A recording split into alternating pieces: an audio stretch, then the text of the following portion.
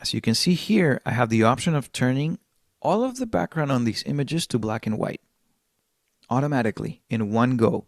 I can also enhance my subject, for example. So ACDSee will scan the subject and it will add a little bit of exposure, a little bit of saturation and vibrance.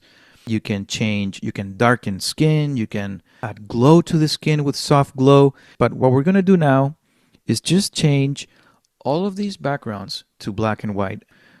Let's see what happens.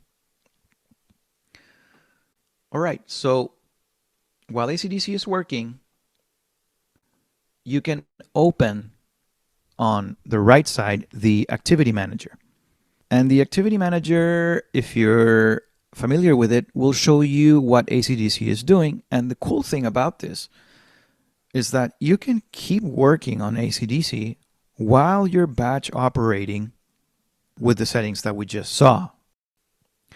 All right, so as you can see, we're using ACDSee just now while we were exporting. So that's pretty awesome.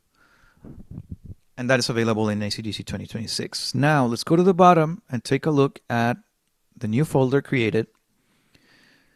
Here are my images. Let's just see how these look. So I'm gonna open these photos in view mode. As you can see, it did a really good job at identifying our subject on the photos and adding the black and white background, desaturating the background on all of these images.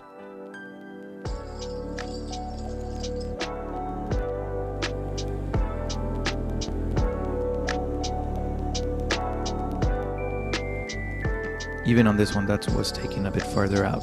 Even this one looks pretty cool too.